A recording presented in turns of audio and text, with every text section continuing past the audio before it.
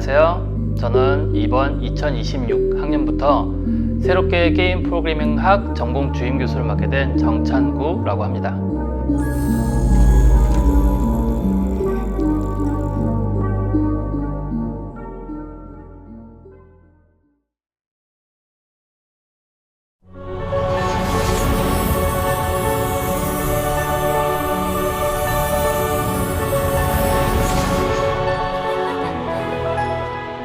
Darkness fell upon the once peaceful continent. Every last shred of hope was reduced to ashes. At the very moment the world was ending, the goddess summoned a hero from another world, from a nation known as Korea, the only hero capable of saving this world. He is Jung Chang-gu, the hero who traveled across dimensions from Korea. The goddess has bestowed upon the hero the power to change the world. That power will be determined by the choice you make. Choose your destiny.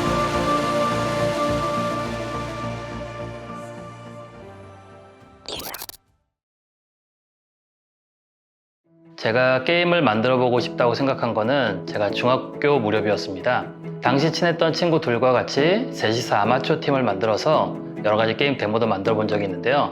그 당시에는 이제 PC통신이라고 해서 하이텔이나 나우누리 같은 커뮤니티 게임 제작 동호회에서 나름 열심히 활동했던 기억이 납니다. 게임 제작이라는 것을 시작했을 무렵에는 제대로 된 커리큘럼이나 직업의 구분도 좀 모호하던 시기였는데요. 그래서 저는 단지 스토리를 쓰는 것만으로도 게임 기획이 되는 줄 알았습니다. 그래서 저는 처음에는 게임 스토리를 주로 작업을 했고요. 그러다가 게임 회사에 입사하고 난 다음에 여러 가지 경험을 하면서 게임 기획이라는 게 무엇인지를 알게 되었죠.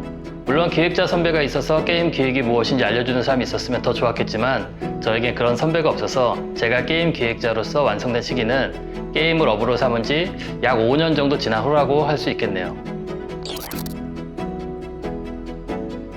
네, 인생 게임이라고 말하면은 여러 가지가 떠오르는데요. 아무래도 가장 오래 한 게임으로 치면은 월드 오브 워크래프트가 떠오르긴 하는데 이 게임은 이제 MMORPG의 교과서 같은 게임이죠.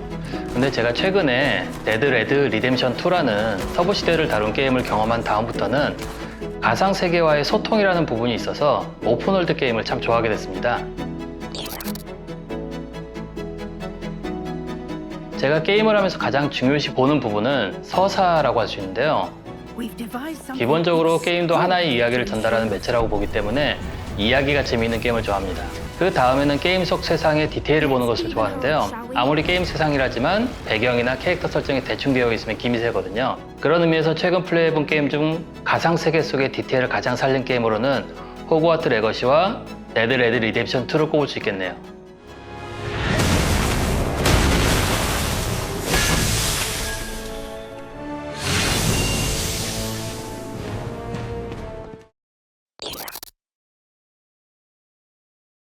보통 처음 게임을 만드는 사람들이 가장 어려워하는 부분이 무엇일까 한번 생각을 해봤습니다. 그거는 내가 지금 하고 있는 게임을 기능과 리소스로 나누는 일인데요. 우리는 보통 게임을 할 때 너무 당연하게 캐릭터를 이동시키고 아이템을 사용해서 싸우거나 문제를 해결하고 그 보상으로 게임 화폐나 아이템을 받죠. 근데 자, 이걸 만들려고 하면 어떻게 될까요? 게임을 만들어 본 적이 없는 친구들은 여기서부터 일단 막막하다고 생각할 겁니다. 게임은 많이 해본 경험이 있지만 그걸 어떻게 만들지에 대한 기본 지식이 없기 때문이죠. 그래서 우리는 먼저 게임을 잘게 쪼개서 각각의 기능을 구분하는 법부터 배우게 됩니다. 게임에는 수십 수백 개의 게임 시스템이 존재하죠. 그런데 그걸 이루는 것은 결국 작은 기능들의 조합이에요. 캐릭터 하나를 이동시키기 위해서라도 조작 방법이라든가 애니메이션 표현, 이펙트, 벽과의 충돌 같은 다양한 기능들이 묶여 있습니다. 이걸 알아야 나중에 내가 게임을 만들 때 시스템에 필요한 기능을 구분하고 만들 수 있게 됩니다. 게임 제작을 할 때 기획이나 그래픽, 프로그래머 구분 없이 중요한 거는 지식과 커뮤니케이션 능력입니다. 먼저 게임을 만들기 위해서 기획서 작성 능력이라든가 디자인 능력, 코딩 능력은 기본기죠. 그 다음에 필요한 것이 바로 개인기라고 할 수 있습니다. 남들과는 다른 나만의 강점을 만드는 작업을 하게 됩니다. 이건 우리 수업을 들으면서 자신의 특기를 찾고 저와 함께 그것을 강화하는 방식으로 획득하게 될 겁니다. 그리고 팀 프로젝트를 통해서 나와는 다른 사람들과 일을 하는 방법을 익히게 될 거고요. 커뮤니케이션 능력을 키우는 가장 쉬운 방법은 최대한 남들과의 커뮤니케이션 기회를 많이 접하는 거죠. 우리는 그것을 배우게 될 것입니다. 최근 게임 업계의 화두라고 하면 아무래도 AI겠죠? 게임 업계 소식에 밝은 친구들이라면 알겠지만 최근 유명 게임에서 AI 이미지를 사용했네 뭐네 하면서 소란스러웠던 기사를 본 적이 있을 겁니다.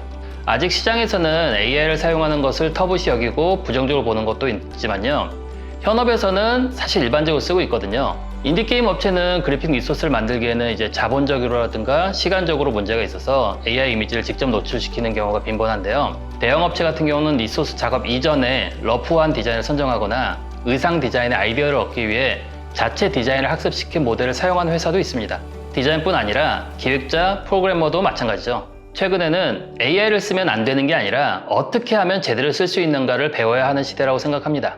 우리는 수업을 통해서 AI를 쓰더라도 어떻게 해야지 효과적으로 툴로서 사용할 수 있는지를 배울 수 있을 거라고 생각합니다.